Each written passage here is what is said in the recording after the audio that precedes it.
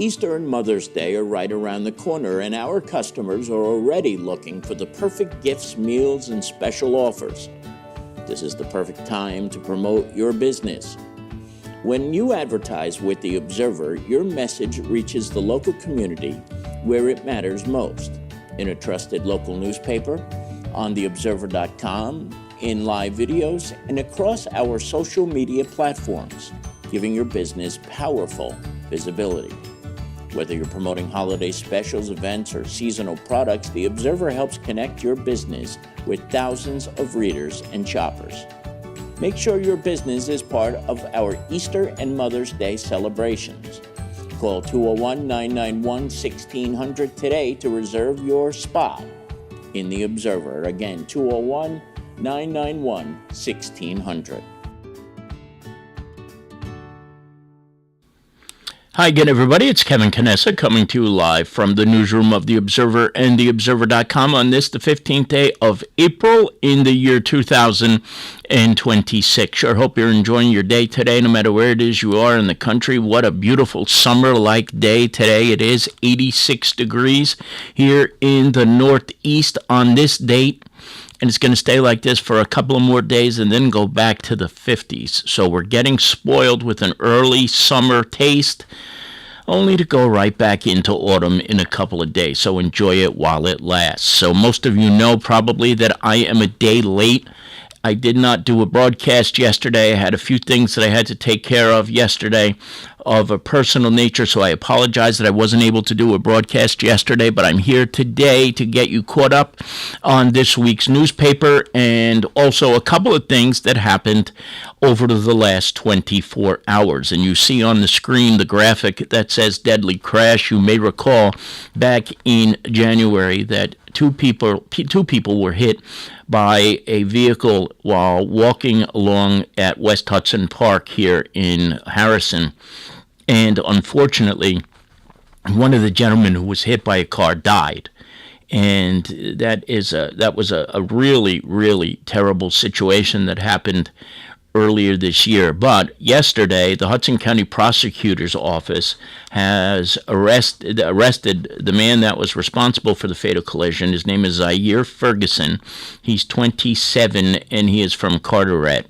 He was charged with a couple of crimes, and I want to give you those crimes right now. One is death by auto, which is a second-degree crime, assault by auto, a third-degree crime, causing death while driving while suspended, a crime of the third degree, and causing serious bodily injury while driving suspended, a crime of the fourth degree. This gentleman, Ferguson, was sent to the Hudson County Jail, and just before we went on the air, I checked to see if he had been released. And surprisingly enough, he did not get released yet from the Hudson County Jail. So maybe, just maybe, this will turn out to be one of those cases where there is no bail reform getting in the way of a person charged with a crime getting back out to be able to do it over and over again. So we got that notice this morning from the spokeswoman from the Hudson County Prosecutor's Office, Caitlin Moda, who is a Kearny woman and a longtime Kearny resident. And I wanted to make sure that you knew about that because we did not get that into this week's newspaper. It was just this morning that the news broke about this arrest that was finally made. Now, before I get into a bunch of things that I want to talk to you about that happened just last night at the Kearny Town Council meeting, I want to welcome in a couple of people who are watching the broadcast today in the chat room. First, I see Larry Hanlon is here. Larry, good afternoon. Good to see you. I don't know, but I think I saw you spoke last night, but I haven't listened to it yet because I was looking for two particular things, but I'll go back and do that later. Larry, good to see you. Pat Long, my dear friend, is here with us. She's walking around the streets of Kearny right now delivering your mail if you're in the northern part of town. So if you see her, be good to her and take good care of her. She is my favorite person. This is Ivan Anderson here also with us, visiting us from Canada. Good to see you, Ivan. Ivan is one of my original followers from when I used to do an internet show back in 2009 and 2010 with Sid Rosenberg on Shovio.com, which doesn't even exist anymore. anymore. Ivan, thank you. It's good to see you. Valerie Curry is also here with us today. Valerie, good afternoon to you. Thank you for joining us. Tony Marinero is here with us, my good buddy Tony. Man, Tony, what the hell is going on with the New York Mets? They don't know how to win anymore, and it's getting very, very frustrating, especially coming off of a season like the Devils just had, which is finally and mercifully over as well. But my goodness, how much more torture can fans of two teams take? Tony, good to see you, buddy. Bill Dow Jr. is here with us. Billy, good to see you. Bill, of course, is the president of the New Jersey Elks. That's like the entire state. It's the entire state. Billy, always good to see you. And Lisa Fiorenzo is watching us probably from a vehicle right now. She's off to East Rutherford right now, but see how loyal she is to her people? She's watching us in the car. And thank you, Lisa. I appreciate that very, very much. And Tony says it right. Trouble in Queens there is. I don't know what the hell's going on. I don't know if they need to get rid of Mendoza or what the situation is. But whatever it is, it's not working right now. So we'll see what happens with that. Now, I wanted to show you this picture from earlier this afternoon. Today, I had a chance to go over to Pathways to Independence. I'm in the process of becoming a member of their board of directors, and so I want to thank Alvin Cox for the opportunity to stop by today. This is Assemblyman Jerry Walker. I've known Jerry for, I can't even tell you how many years. His family and I go back. His sister, Gloria, was a student of mine when I was a teacher at St. Anthony High School. That dates back to 1998. And now Jerry, of course, is an assemblyman. He was a Hudson County commissioner before this, and before that he played basketball at Seton Hall University and, of course, St. Anthony High School. But now he represents Kearny in the state legislature, and he had a chance today to come over to Pathways to Independence to learn all about the wonderful things that Alvin Cox and the entire organization is doing for people who are disabled.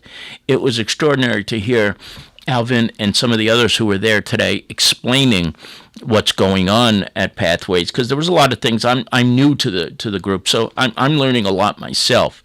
But it was great that Jerry spent at least an hour with Alvin and everybody else who was there. I saw Gloria Spence was also there. She's a member of the board, and there's so many good things happening at Pathways to Independence. But I got to tell you, Jerry Walker's been an assemblyman for about 90 days now, and he is spending a lot of time in Kearny, just like his predecessor, Barbara McCann-Stamato, did. And I've always felt that when politicians who represent us on a higher level dedicate time to us, it really proves their worth. And Jerry is doing a phenomenal, phenomenal job. In fact, before he came over to Pathways to Independence, he had just spent the previous 3 hours sitting in Town Hall with his monthly office hours, which he does at Kearny Town Hall in Mayor Carol Jean Doyle's office. That is something we have never seen before here in Kearny. And if we did, it was before I was born. And Carol Jean, the mayor, gives up her office when Jerry comes. Anybody who is from the town or from any of the other towns that Jerry represents are able to come, talk to him, give their concerns, ask questions, you name it, complaints, whatever it is.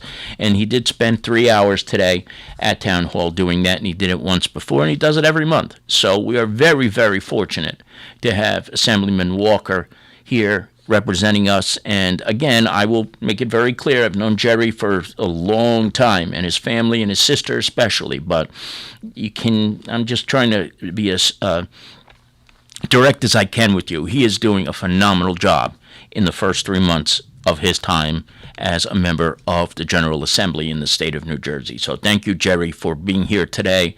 It was good to connect with you as always, and thank you for showing such an important interest in Pathways to Independence and all the work that the organization is doing and that Alvin Cox works so hard for, as he has for the last 22 years. I want to welcome in Lori Bradow, who is here with us now.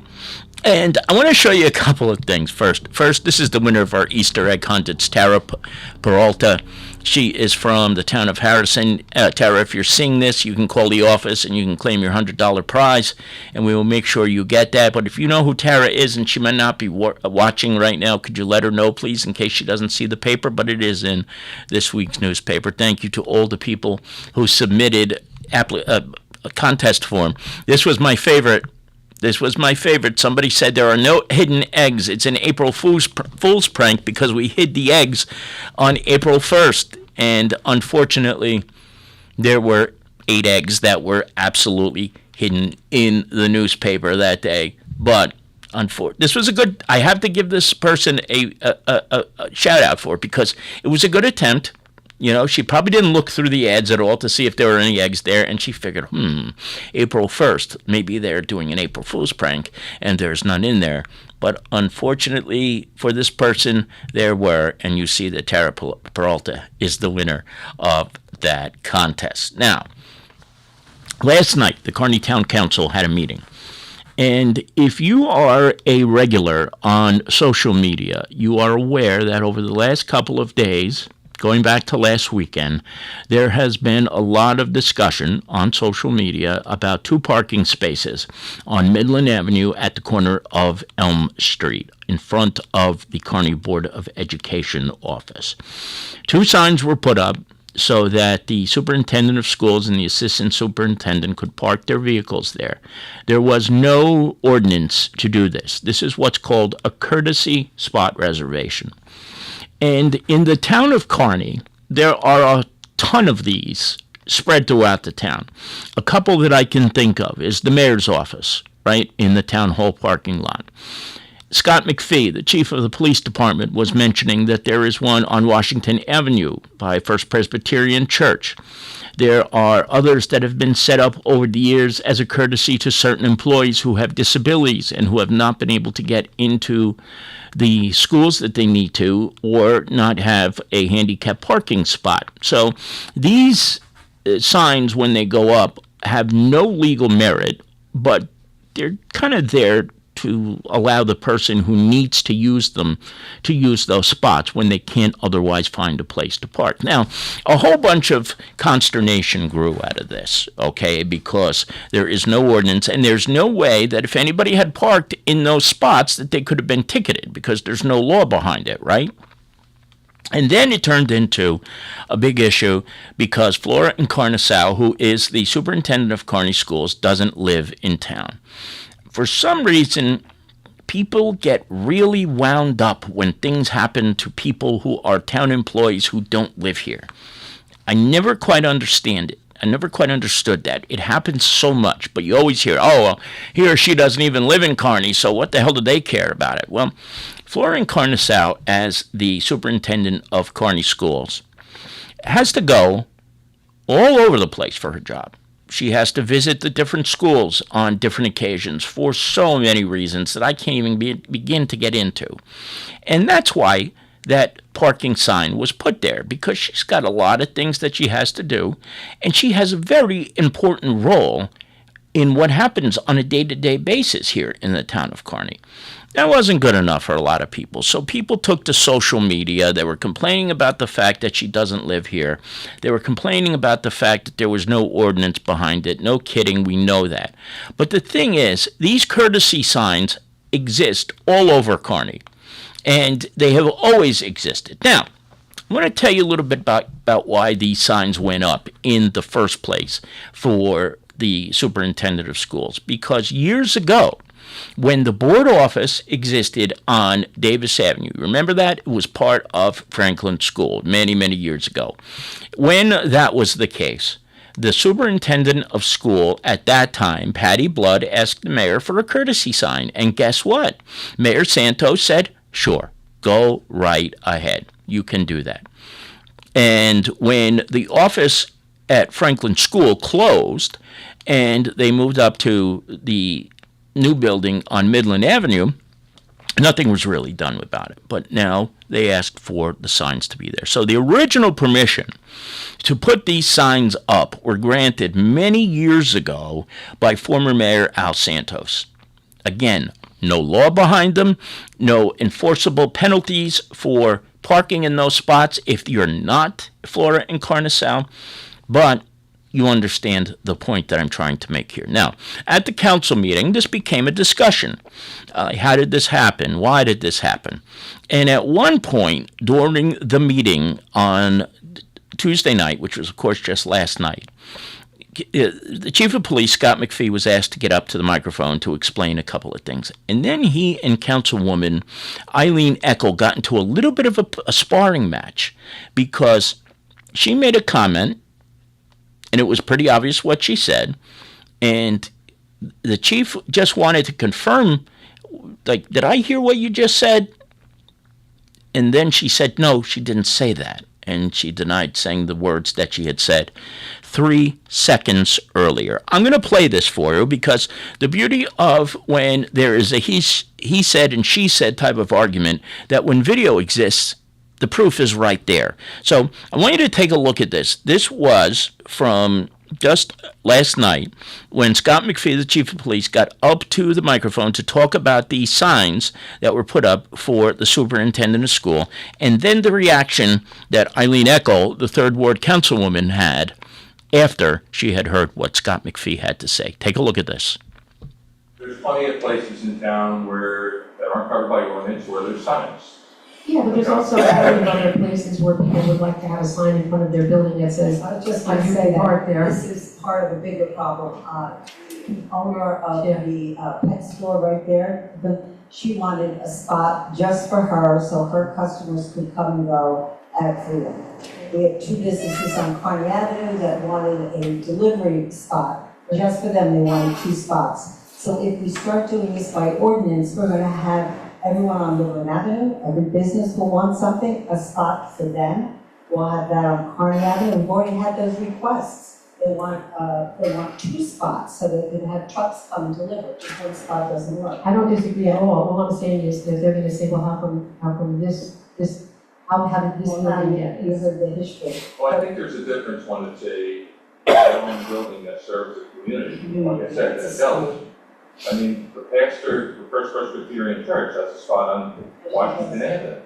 Is there an ordinance for that? I thought there was. I don't think so.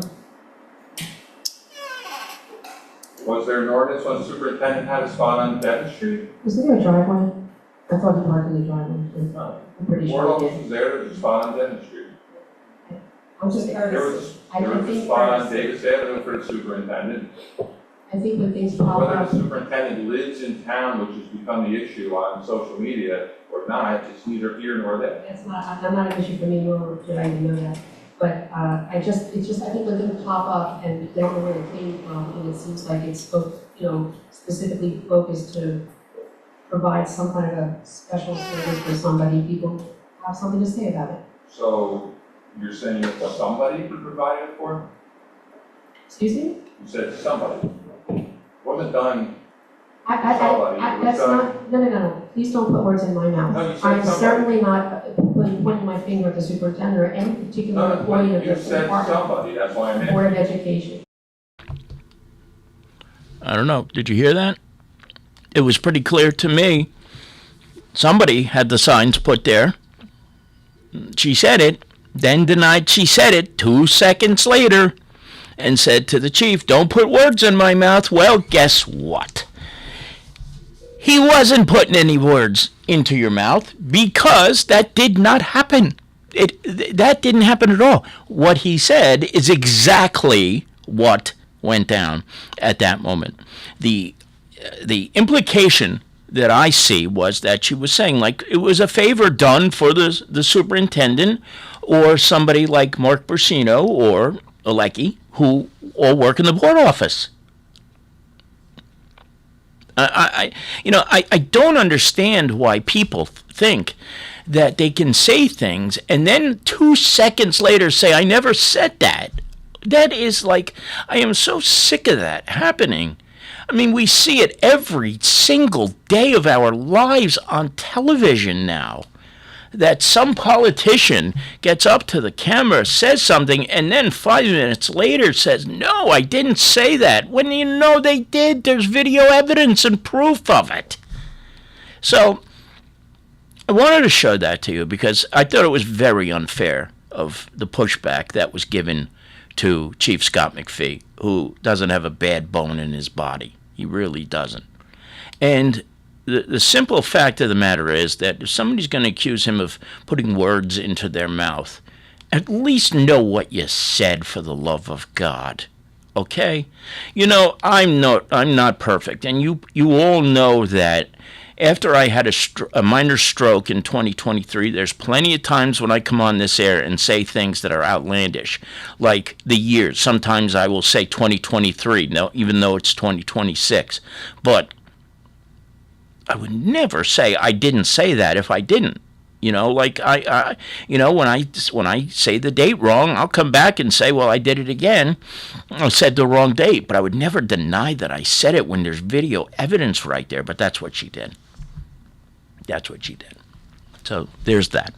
Also at the council meeting, the Airbnb crowd was back again. As most of you know, back in 2017, the town of Kearny banned Airbnbs and one families, and now in 2026 it has extended all the way to all residential properties in the town of Kearny. It's becoming an issue because the World Cup is coming to MetLife Stadium in a couple of weeks, and people are trying to rent their homes for exorbitant amounts of money, and it's not legal in the town of Kearny.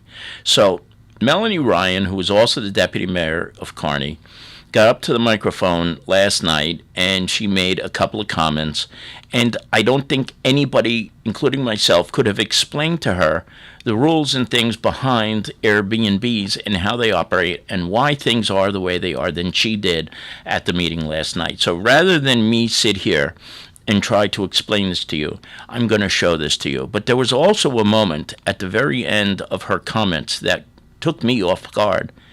You decide if you can tell what it was when she says it, but I'll show you the video right now. Here it is. Melanie Ryan speaking about Airbnbs at last night's Kearny Town Council meeting. Take a look.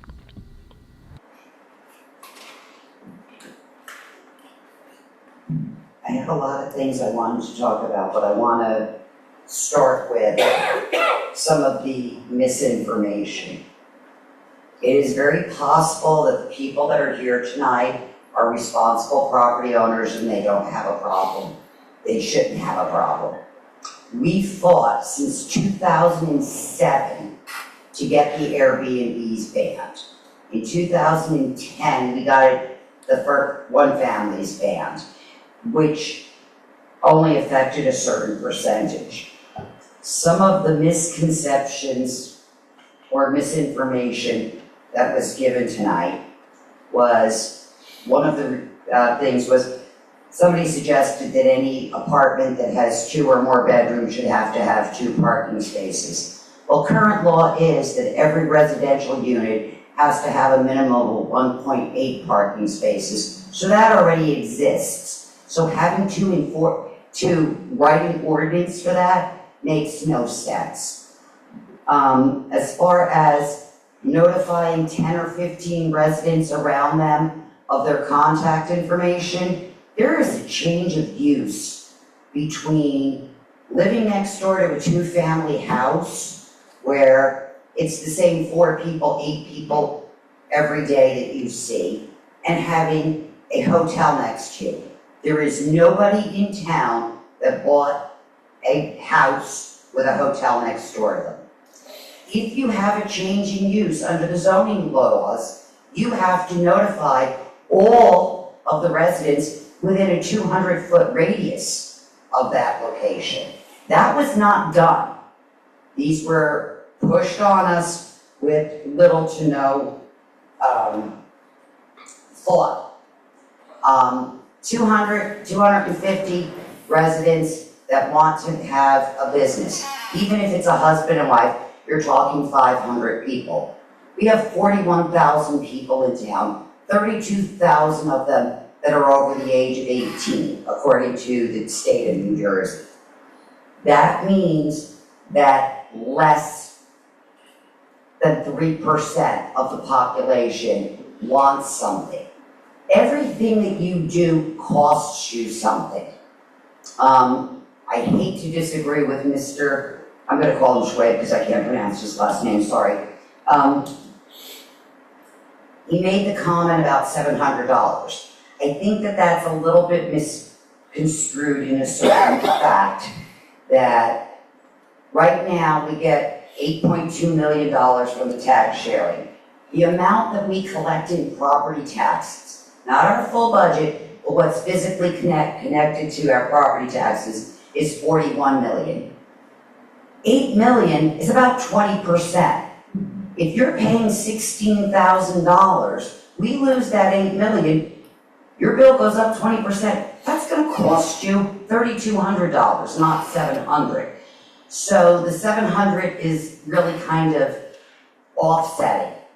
In order to make up that $8 million with 200 of these Air B&Bs, each Air B&B would need to pay $40,000 a year in fee just to break even, not including setting up a permit system, an inspection system, all of these things. And while everybody that's here may be completely above board, we had a meeting 2 meetings ago where a woman stood up here and said that she lives in her Airbnb and she monitors who's there, blah, blah. Her name is on 5 separate addresses. Her one property is the one that Mrs. Jacobus wrote about with all of the problems. They have taken out what was a single driveway is now a double wide driveway where all the drainage that used to be there to keep Bellgrove Drive from flooding is gone. There is no way to adequately police these things because if they paid $40,000 a year or $4,000 a month, whether they rent it or not, that does not give us the money for enforcement. As Mr. Cesari said, he does not have the manpower to sit there and have somebody looking on social media and Verbo and Expedia and Airbnb. $4,000 per host isn't even going to do that. Now, having said all of that, Melanie, the time's not fair. that's not fair. He talked for 18 minutes and I get 4. 18 minutes and 31 seconds. Councilmember? Yep. Without saying a word that was important.